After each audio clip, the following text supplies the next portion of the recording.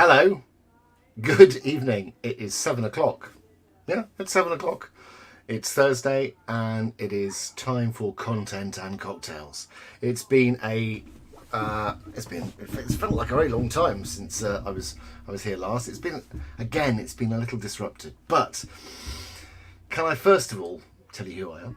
My name's Tom Stanhope, and this is my weekly deep dive into all things video marketing. So we are going to spend some time this evening taking a bit of a look at some of the kind of things you need to be doing with video to help grow your business. And that's what I love doing. I love helping entrepreneurs get visible with video. I love to help them create content that's going to drive sales and help with developing new business. And I've been doing that for about 20 years. Well, no, over 20 years now, which I find that so weird to say. But that's what I do. So this evening, I think we're going to talk about something that is that's kind of actually came up as a result of discussions we had in one of the trainings I was doing recently for Livestream Bootcamp. And this is about YouTube. So we're going to spend some time this evening talking about how you can find niches on YouTube in your business area. Now, YouTube is one of those things that is woefully underused by a lot of business owners. A lot of people have a lot of people have YouTube channels, but not many people make good use of them. Hello, Janelle. How you doing? So what we're going to do this evening, we are going to, after mixing a cocktail, we're going to take a little bit of a look, quite a practical look actually, at some of the ways you can use some free tools that are out there to really start to get under the skin of what is a good use of your time on YouTube. So this is the thing for me. YouTube is the second largest search engine on the planet. It's got a huge audience. You know, millions of people use YouTube each month, and a lot of business owners are missing a huge opportunity to use it to grow their business. Partly because it's seen as a difficult platform to use, and I'll be honest, there are things about it that are frankly a bit of a pain. But it is one of those things that you look around and you see the people who are using it really, really well, and you see the results they get. Hello, Natasha. And this is it. Joe, this is kind of fascinating because you're a regular content creator. You're creating food related content, and that should have such a natural home on that platform. But people look at it and they think, oh, the optimization is going to be hard work. How do I go about getting those views and that engagement? So we're going to take a little bit of a look at that. But this is not just content with Tom, this is content and cocktails. And so this week I am going to be mixing one of my favorite cocktails. It's not normally the cocktails come out of this book, 100 Cocktails by Bernard, which those of you who are long-time viewers or have heard this story before, you will know that this is usually the structure behind content and cocktails. But we're going off-piste a little bit tonight. Sorry, Bernard, you're kind of you can't help me in this situation. So we're going to go for a favourite cocktail of mine, and this is hang on, we've got a diversion here. My favourite is a Caipirinha. Have you made that one yet? You know what?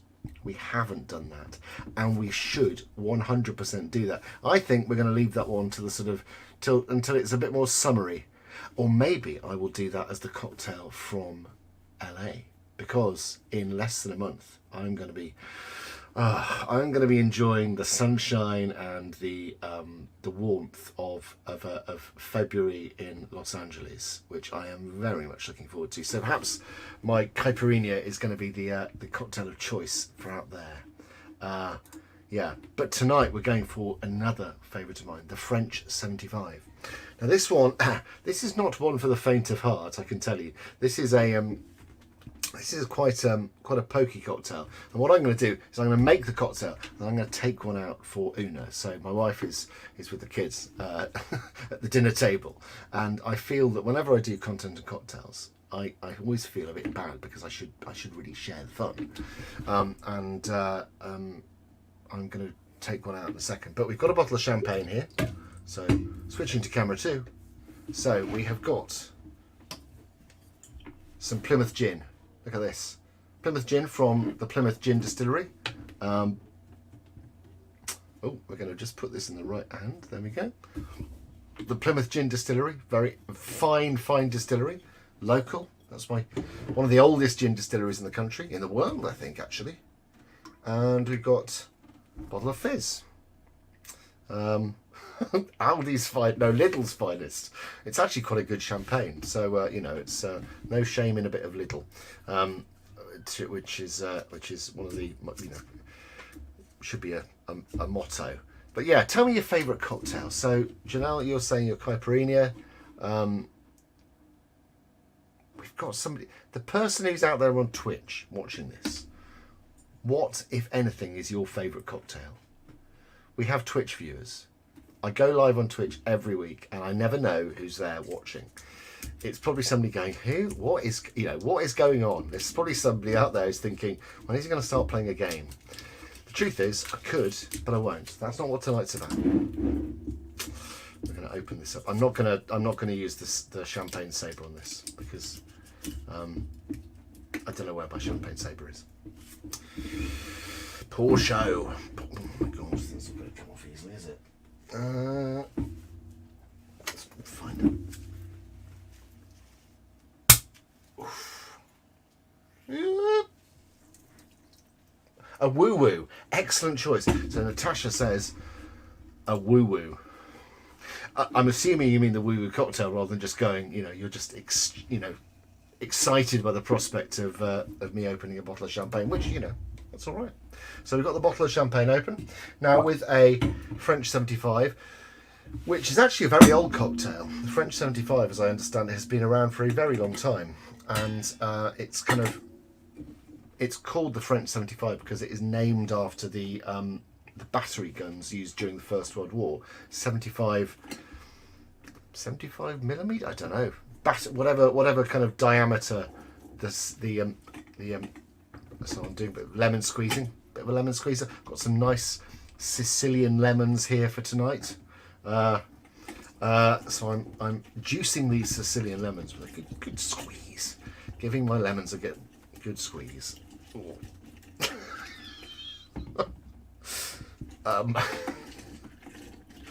There we go. The sound is always a little bit unpleasant. In the bin. That works for both. There you go. Woo to both. Well, woo squared to both the cocktail and the celebratory noise reserved for what's.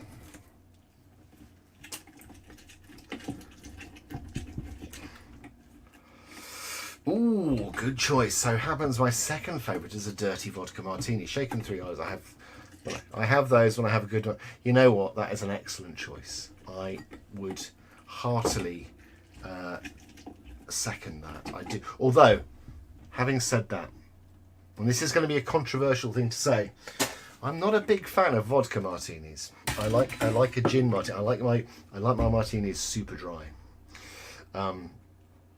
So yeah, a vodka. I like the sort of the extra sort of herbal flavour that a bit of that the gin gives a martini. But I'm not averse to a vodka martini. Don't get me wrong. I'm not a heathen. I'm not a, you know. I'm just gonna. Oh, so for the gin does bad. Oh dear. Well, it does bad things to me in enough quantity. I was gonna say. So I'm gonna get some ice. Put some ice in there. Should we move to camera 2? Put some ice in.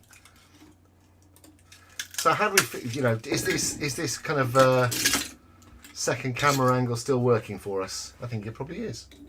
So we put a measure of gin. Measure of gin.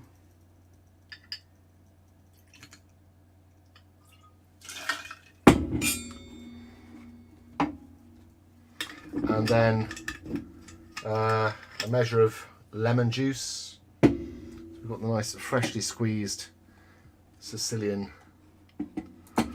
Well, do you know, this is interesting. So this is actually all I'm doing is using this little gadget here, which is the Blackmagic R10 Mini. So I can, and I must say it's a really handy bit of kit.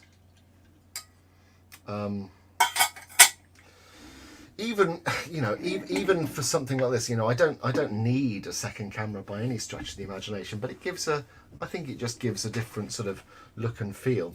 Then we're going to put a bit of gum syrup in there, a bit of sugar syrup, half a measure of that, and then we're going to shake this up.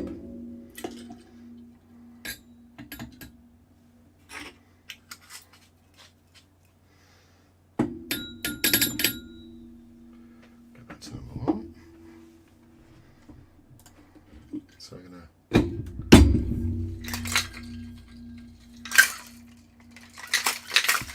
Did I put the gin in? I did put the gin in, didn't I?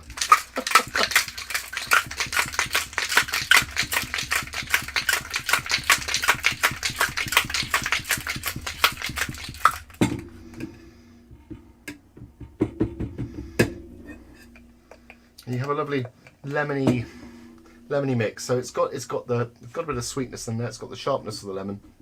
And then what we're going to do is we're going to pour a little bit of that into the bottom of a champagne flute.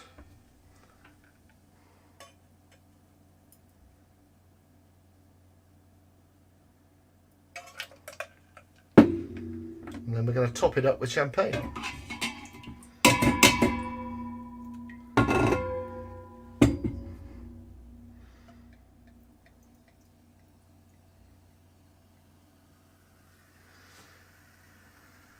And this is the French 75, and it is it's kind of a go-to cocktail for me, I would say, which is saying something, because I'm not the sort of person who has like a bottle of champagne on ice all the time, but as much as I'd like to be that person.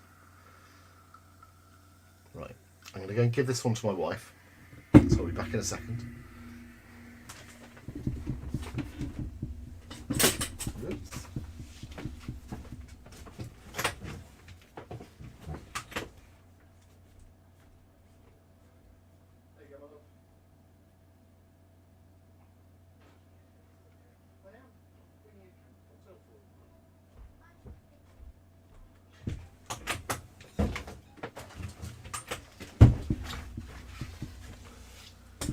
There we go.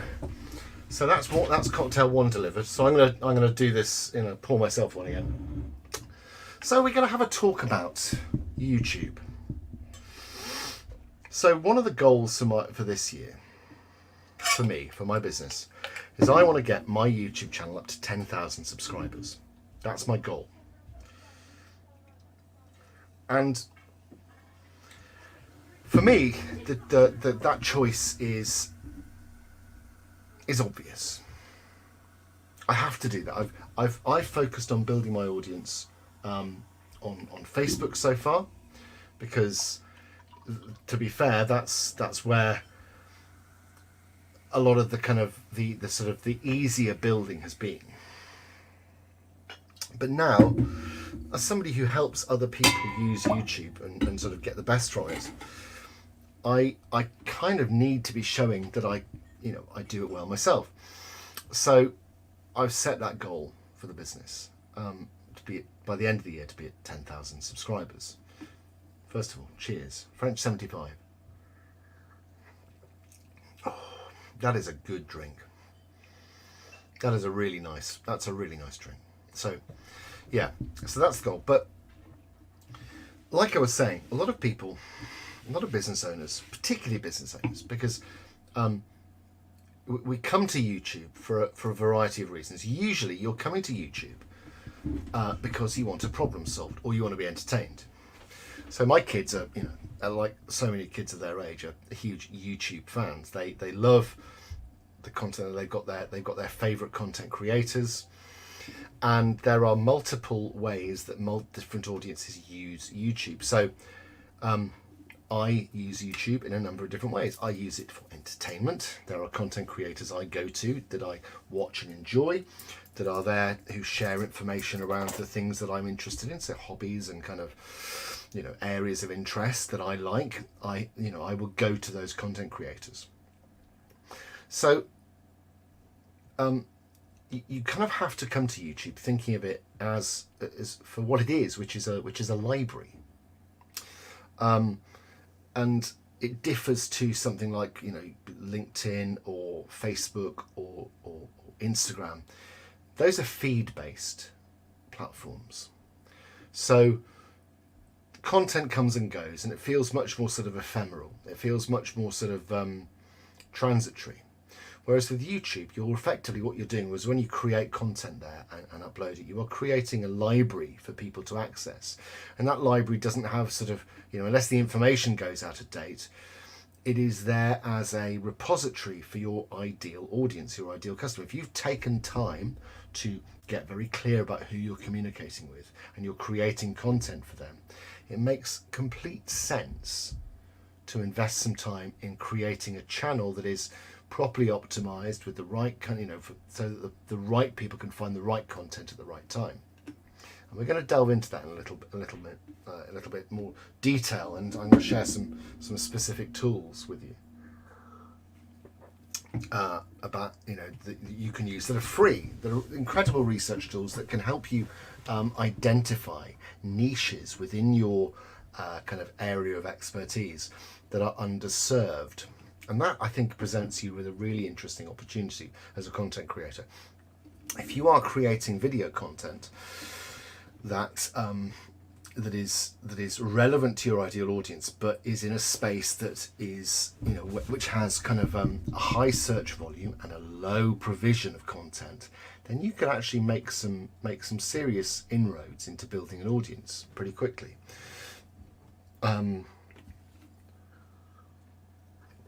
So we're going to have a look at that.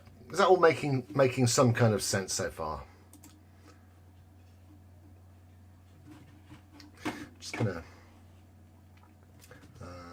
just gonna let somebody know that we're talking about, because this is a topic that's I'm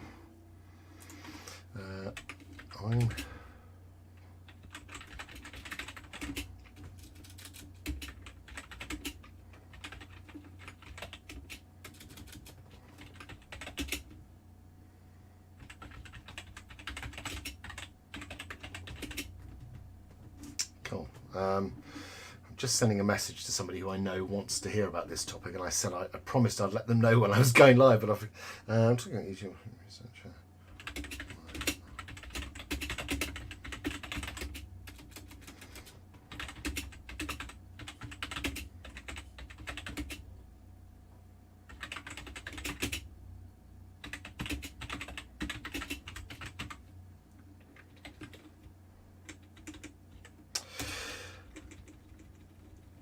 There we go.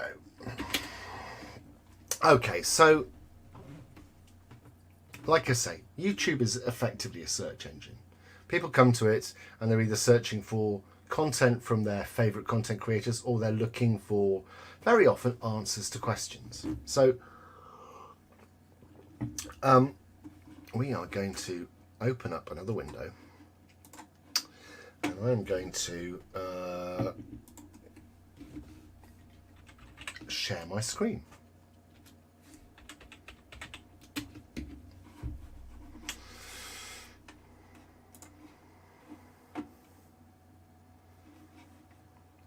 Share screen.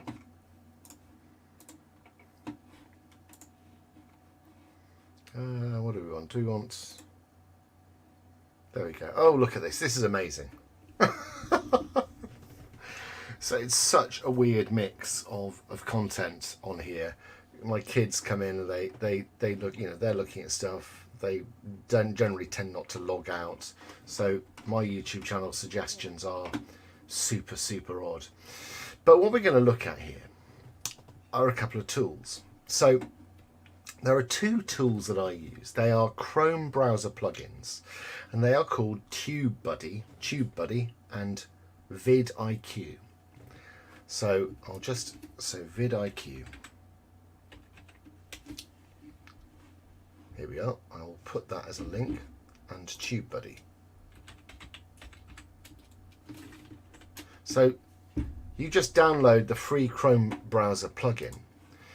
And what it does, so let's go to a hugely popular video. So Ed Helms needs a mouth medic whilst eating spicy wings, hot ones. I really like hot ones. It's kind of a...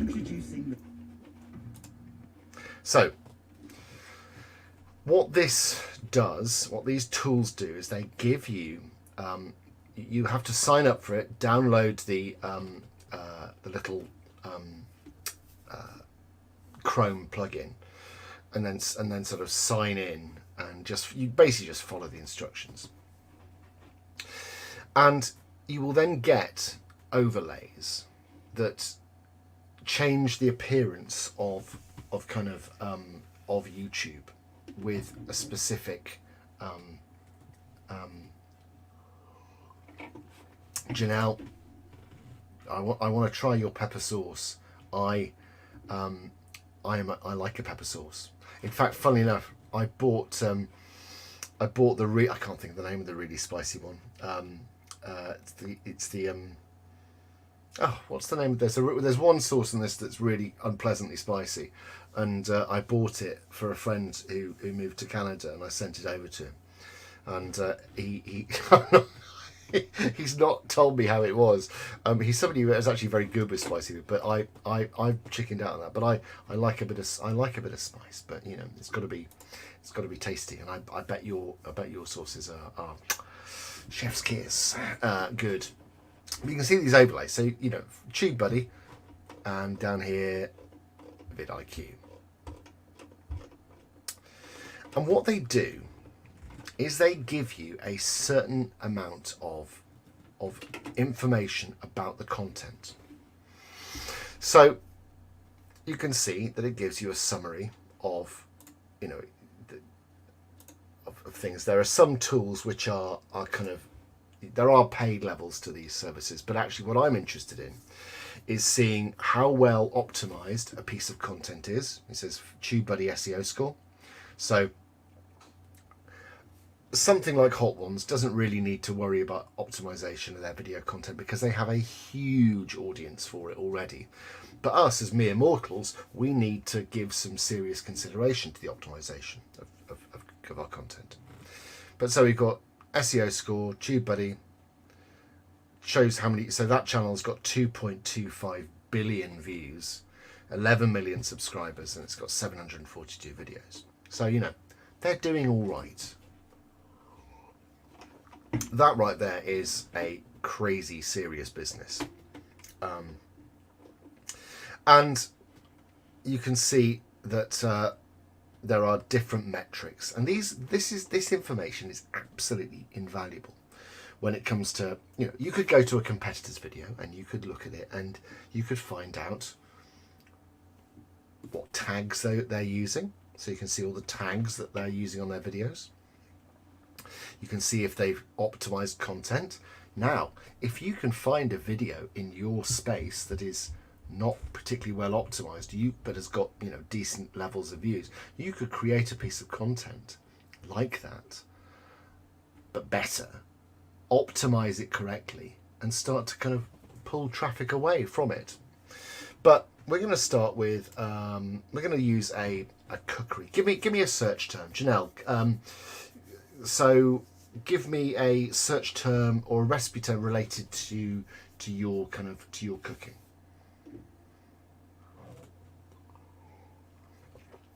And we'll use that as an example because that's quite a nice one to go. I must say the French 75 is one of the tasty cocktails that it's one of the tastiest cocktails.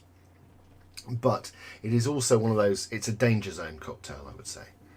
Because it's one of the ones you'll have and go, oh, I could go for another one of those. And you have another one.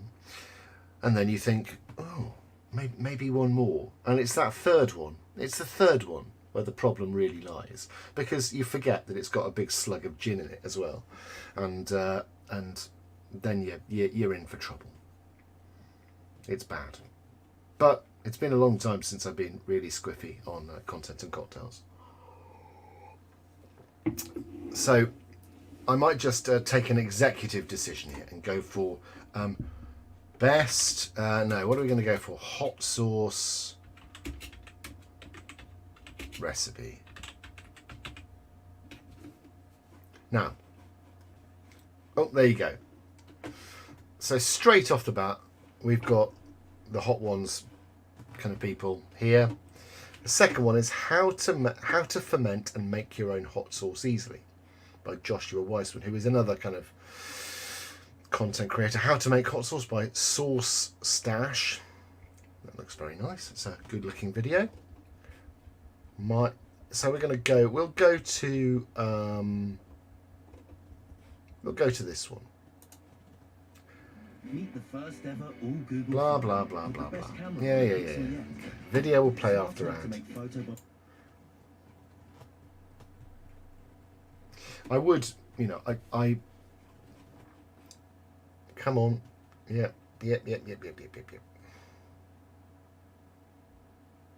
Here we are. My name is Mark and welcome to Sauce Stash. So, this is interesting.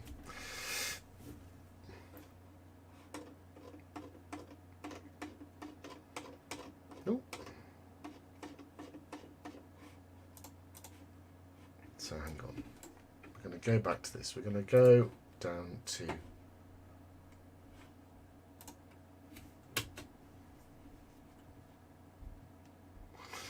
so if you put this search term from the, so you've got to go back to the home page. So go back to the home page, put your search term in there and press enter. Now what you'll see come up with vidIQ is this panel, and you can see that we've got some numbers here. We've got search term hot sauce recipe, highest views 9,500,253. Average views, so you've got some interesting kind of search term data. We can see also who the top creator is for hot sauce recipes, but this is what I'm looking for here. Overall score medium. So we can see the search volume for hot sauce recipe is actually in the middle. So it's a moderately, it's a sort of middling popular search term. So you can see it's given it a score of 51 out of 100, but the competition for that search term is high. Now, what we're looking for in any particular speciality field is a niche for content where the volume is high, or sort of around anywhere from kind of here onwards, and the competition is low. Because what that tells us is that people are looking for an answer to a problem. They're looking for somebody to provide them with content. There's a search intent there. But the competition is, if the competition is low, that means that very few people are providing an answer to that content. So if I was to go for actually a good example of this is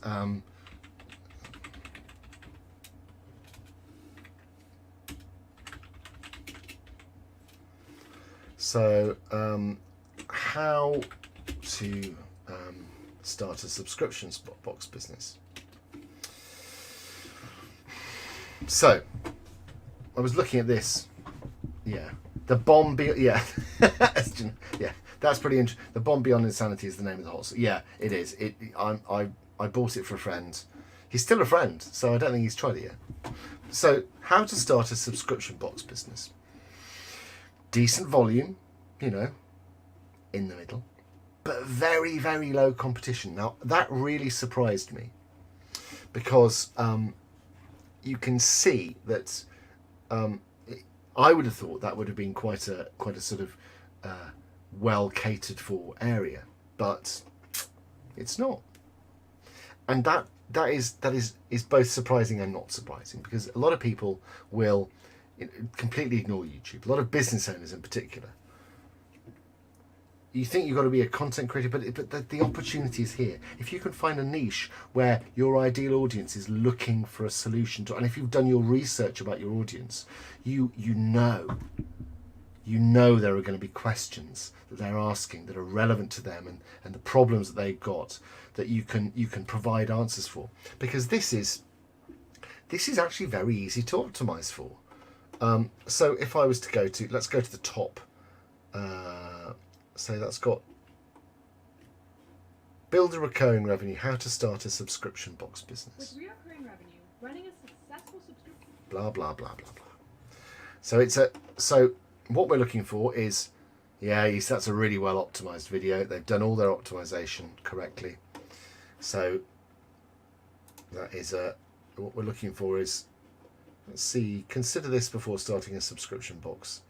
Why I quit my subscription box business. Boss from home. Hey everyone, welcome back. So let's have a look. There we go, 65%. So this video is generating, some decent enough traffic. It's only a couple of years old, and but it's not a sort of particularly well optimized video. It's optimized well enough. So you can use vidIQ and TubeBuddy as ways to do a bit of niche research, and in that niche is the opportunity to serve your ideal audience, and in that kind of audience service, you will find that it can be an incredibly valuable top of funnel piece of content, because if you are answering a commonly asked question, or a question that is commonly asked but the answer is not often given, you can find that people will. It's an incredibly valuable way to build trust, and build sort of standing with a group of people. Does that all sort of make sense? It's this idea that in your space there will be commonly asked questions, and there will be endless videos on YouTube, but there will be those pieces of content that there will be those questions which are very poorly served, and usually they're the more complicated ones. Usually they're the ones which are a bit harder to answer. But if you can put the sort of the effort and energy into creating some content then that helps with that question, then you can carve out a niche. And this idea that your YouTube channel has to be a relentlessly constant stream of high quality content, it doesn't actually play out. There's a guy who I really like called Brian Dean.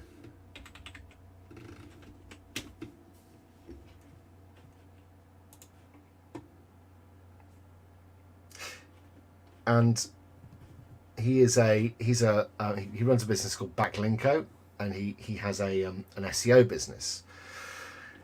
And he is a great proponent of something which I love as a way of as an approach. He's got 45 videos on there, but he's close to knocking on the door of 500,000 subscribers. He does not produce videos regularly. But look, 6 months ago, his most recent video was 6 months ago. But it's 12 minutes, 12 minutes, 9 minutes, 12 minutes. He does videos. He releases a video a month, or was releasing a video a month. And those videos are longer form, but deeper dives. So he takes time to create them. But when they are released, they are delivering a lot of value. And so you can get, you can actually develop quite a quality of audience using this kind of approach. You do not have to be pumping out relentlessly enormous volumes of content. If the content is good and aimed at an underserved niche, you can carve out quite a sort of quite a significant YouTube channel. But it comes down to that research, that understanding of audience. You've got to take the time to sort of get under the skin of your audience, understand what they need, what they want, why they're searching, what their intent will be, what kind of problems, what are their pains, what are the things that you need to solve, because ultimately you want to be there as the content creator at their moment of kind of need. So if it's your video content that's turning up when people are going, I need help with X. So if you can find something which is generating a decent amount of traffic but is underserved, you are onto a winner. Now, I'm not saying that's easy, but I'm saying it's worth taking the time to do the research. Hit me with your questions.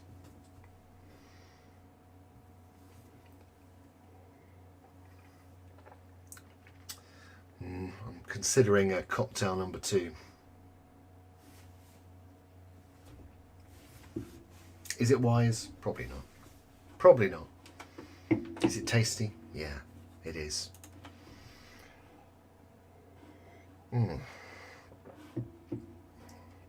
Yeah, so I'm off to somewhere I've never been before on the 20th of this month.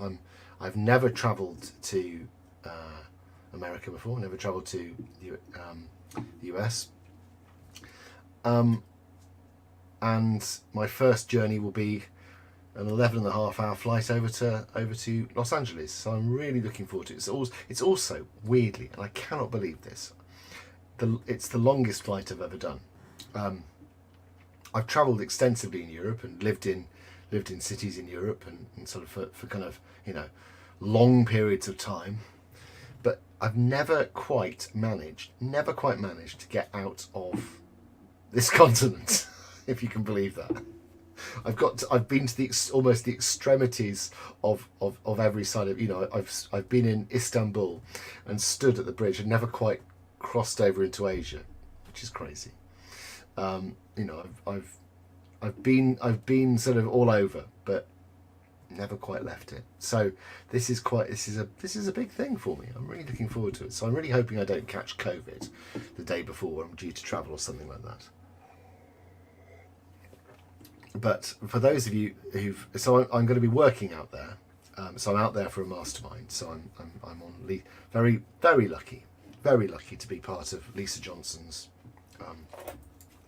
Destination Inspiration Mastermind, as I was last year, and it really massively helped with my business. And so I signed up for year 2 because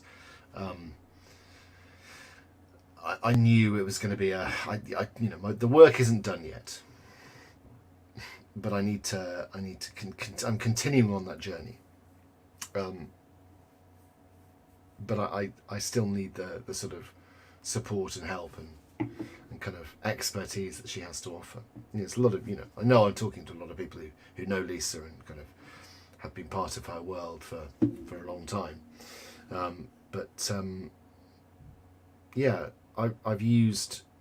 I've had other business coaches and mentors before, and to be honest, they haven't been great. But that's probably more to do with me than it is to do with them. Natasha, you are more than welcome. Got to go and pack as off to Madrid tomorrow. Thank you for your Madrid, lovely Madrid. So yes, enjoy, and my pleasure. If you've got any questions, please do pop them below, and I will gladly answer them. So I'm looking forward to jetting off somewhere. And I keep looking at the weather and thinking, 25 degrees, sunshine. That sounds all right. I can go for some of that.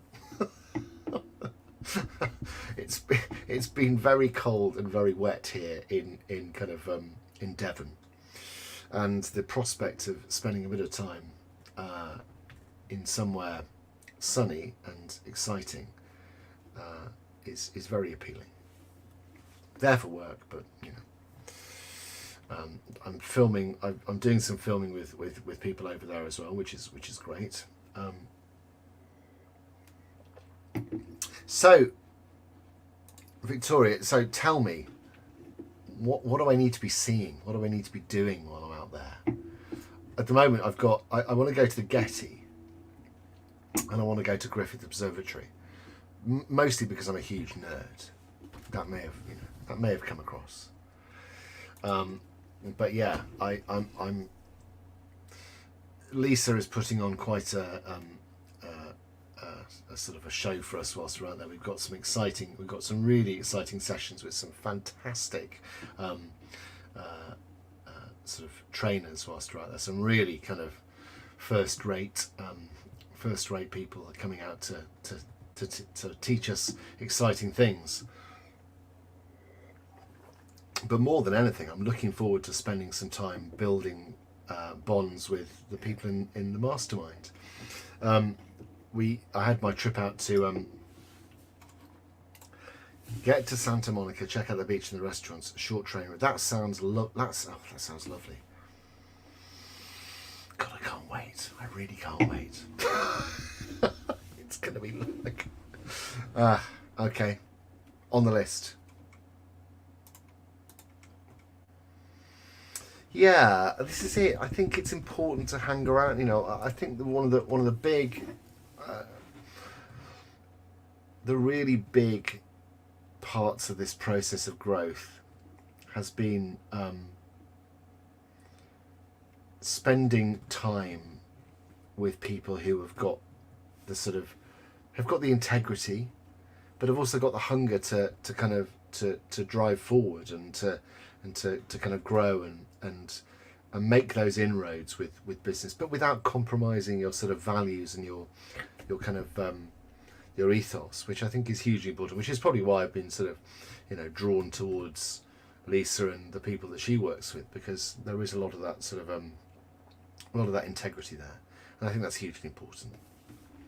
But yeah, very ambitious lot, the guys in LA. Yeah. What they'll make of me, I don't know.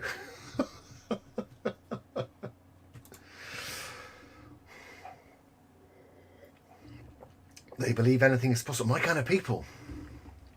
And will try and help you open doors. I've cooked in it. Wow, that sounds amazing. So, years ago, God, we're talking 2005, 2006. I went out and did the Cannes Film Festival in a couple of times, and spent a lot of time, you know, sort of 4 or 5 days in the company of people from the film industry. This was back before I ended up doing this. I did sort of TV stuff, and we had some film ideas and that we were developing, and they never went. Unsurprisingly, we realised that trying to get film ideas off the ground is both incredibly difficult and just really bloody hard work, and actually quite, you know, you've got to want it with every fibre of your being, and I didn't. I didn't want it. I didn't want it enough. I wanted it, but I wanted it, you know, I loved, what I loved more was working with business owners, because I enjoyed the value that I could deliver. I enjoyed seeing people growing and seeing people's worlds and businesses expand as a result of what we were doing. So I didn't want the kind of the film world enough, but what I liked was the fun and the parties and the ambience and the people I spent time with, because yeah, you're absolutely right, there were people who believed that anything was possible, people who genuinely in their hearts believed that their film project was the most exciting thing ever. And actually I spent time there chatting with people who are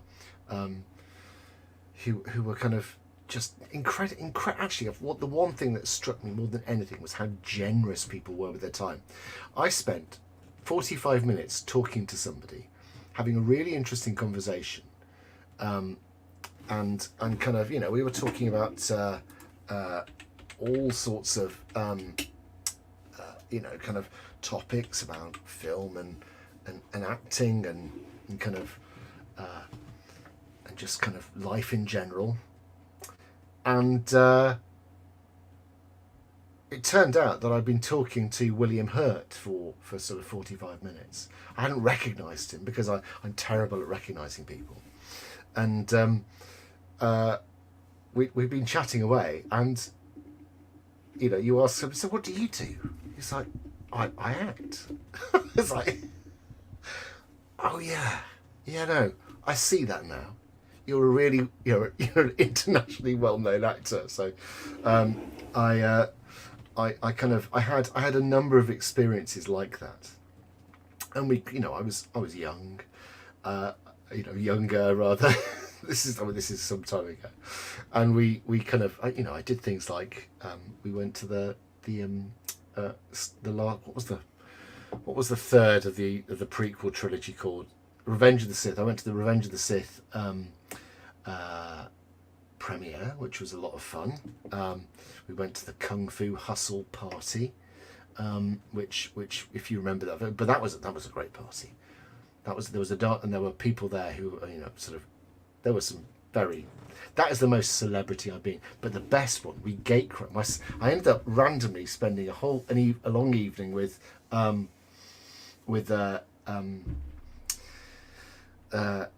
couple of other guys, and we ended up gatecrashing the Chopin party, which was like the sort of, I don't know how we got in, but we got in there. It was actually an incredibly boring party. It was just full of very bored, beautiful people, and us who were sort of slightly we'd kind of gatecrashed it. But the most astonishing thing was the entertainment for the evening was Elton John. So he came in. There was a really intimate room, and Elton John was there, like kind of within touching distance. And it was so bizarre. The whole experience of going to Cannes was just bizarre in the extreme. Everyone in LA is an actor or a writer. Yeah. Cab shoppers in the lot. They've all got a script in their back pocket. It's amazing. Well, I don't. I give it. I realise that I do have a script in me, but I just can't quite be asked to write it, which is that. But yeah, it kind of I had my brush with kind of the film industry and loved it, but I didn't love it for the right reasons. I think, if that makes sense. I am far more in love with actually the business world than I am the film world, because I think there is possibly more truth available to us as entrepreneurs, which as somebody who's kind of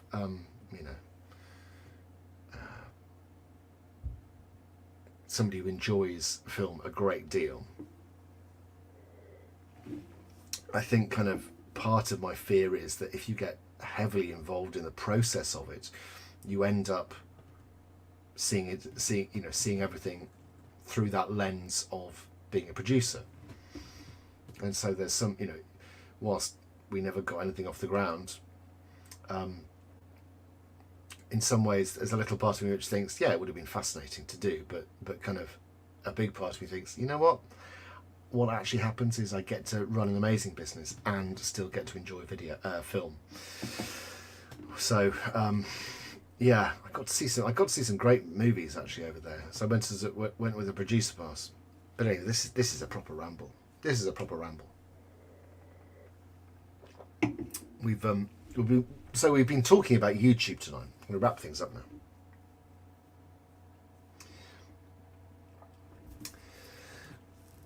What I wanted to get across this evening, before I went on to this little diversion about kind of my upcoming jaunt to Los Angeles, is this truth about YouTube, is that a lot of us as business owners ignore it, but there is a lot of opportunity there. So take some time to look at this space, to look at YouTube as an opportunity, and see where those niches are that you can put a crowbar in and prise wide open and become the content creator for a particular set of ideas or kind of of knowledge, because I think you'll get a lot from that.